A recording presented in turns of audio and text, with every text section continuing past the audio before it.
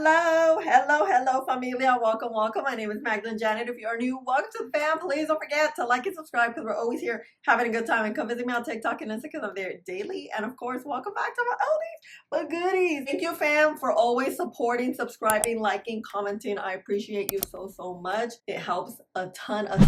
So you guys, I've been on a roll with filming all week and I'm so proud of myself. Like, go me, you know. I got my nails done. Look, I've never gotten this type of color, like this very light pink. So what do you think? What you think?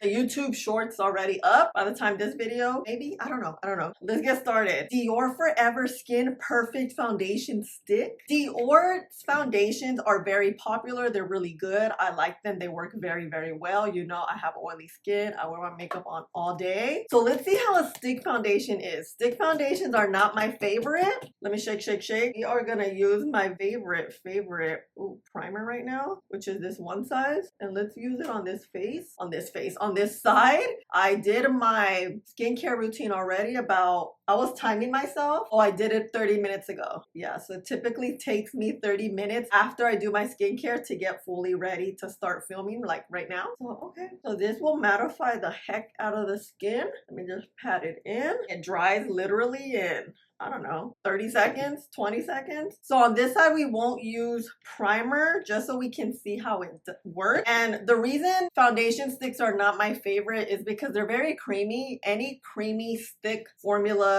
cream product is going to be a lot more emollient. It's going to create more shine. It glides more than something liquid and something that actually has some dry down, which typically liquids do. It's really personal preference. You already know how I am. I wear my makeup on a long time. So let's see. This is how the stick looks. You know, Dior's high end, so it's $50 something. It has the CD here. It's a little like janky because it's hot. I'm sure it was like melty on the way. Oh my gosh, this is all we get? Ooh, girl. Oh my god. She's little, so little. Oh my, okay, we need to use this sparingly. I'm really so surprised how like little product we get. Okay, you see how matte my skin is? Let's see, let's just go right on in. Oh wow, this is pigmented. Okay, maybe I don't need all this. Now my face looking ashy, and I'm going to blend with the brush. I do find that stick formulas blend best with a brush as opposed to a sponge. A stick foundation will always give you like more of a natural look. I always feel like if you build it, you know, you get more of a full coverage, but it's just something that's always quick and mess free. Let me take some of that out. A little bit kind of went a long way. Yeah, okay. Let's build a little bit because, you know, she's expensive. I don't want to use too much. Honestly, you don't have to build. This is very pigmented. I'm like fully covered. It's working very well on top of this matte primer. Literally, this primer made my skin look ashy, but that happened. That's the process of that primer. It's the only acceptable time we're gonna be ashy. Okay, this is nice. It's nice. Very creamy, pigmented, blurring. Look how good this skin looks. It's very natural considering how pigmented it is. You can see like such a difference. Ooh, let me apply this side, the non-primer side, and then I'm gonna give you info about this. The brand new Dior Forever Skin Perfect 24-hour multi-use foundation stick retails for $52. I have the shade 4N. It comes in 18 shades. This is a multi-use foundation stick for a natural blurred finish with up to 24 hours of wear and all-day hydration. The finish is natural. The stick is buildable and glides smoothly onto complexion. I purchased mine at Sephora. This is nice. The epitome of what a stick foundation should be. A little bit should go a long way because a lot of times the stick product that's in there, you don't get a lot of product because of the formula. A little bit goes a long way. It's buildable too, as you saw. I wanted to build it up for you so you can see. This shade's a little bit deep. I would probably go with 3.5N, but I'm pretty sure I could do this 4, but I'm tanned right now. I much rather a darker foundation than a lighter foundation and me looking like Beetlejuice, you know? So, ooh, it is $8.39. It's $8.40. This, ooh, feels nice. It's kind of dry on the primer side. You can see the difference. You see how it's a little matte? Because this formula is creamy, you get the little bit of radiance. Here we're going to be radiant. It feels creamy. Yeah, it feels a little wet, a little wet. So you know how I do? I like to let foundations dry down into the skin. Typically, I wait 10 minutes. If you have 1 minute, 2 minutes, wait a little bit and then you can move on to your next process. Also, Dior tends to oxidize a lot. So that's another thing. That's why I kind of forgot. It is oh my God, it's been a little longer than 10 minutes. Oh, she's dried on this side. Okay. The primer's doing its job here. Did it dry down in these 10 minutes? A little bit. This side's definitely not as creamy feeling. I was gonna build up, but I'm like, I won't build because I think it looks really good. What you think? It's really smoothing too. It smoothed out the skin so well. And this pigment though, whew. Let me add concealer. Under eyes are set. Let's use some of this Makeup Forever setting powder. I feel like I haven't used this powder in a while. A while as in like 2 weeks a while. It is one of my favorites. Anytime I am reviewing makeup, new makeup, I always use products I know and love. So I don't really use new products. I'm going to set my face. Not too much because it's not too creamy. I always like to use products that I know work. So the only new product is typically what I am reviewing. Just a FYI, if you are new, I will also tag and link all the products that I'm using here in this video. When you click on the links, while this video is going, you can see all the products I'm using, shades, without leaving YouTube, which I think it is so freaking cool that you can see. It's kind of like shopping while we're hanging out. Oh yeah, right? Okay, we're just gonna tap, tap, tap. I'm pressing, making sure I'm setting this powder in because you know we're gonna be here all day. What time do we start? Oh, like 8:30. I'll come back at 8:30 tonight. See if we look gastadas or what. Okay. Oh yeah, it's dry. Yeah, we look good. It looks good. It sets very well. Sometimes with cream products, they can ball up. It can peel a little bit. And we can see here, everything is nice and smooth. We always want that smooth consistency, especially when something costs $52. But I'm liking it. Let me finish up the face, speed it up, be back.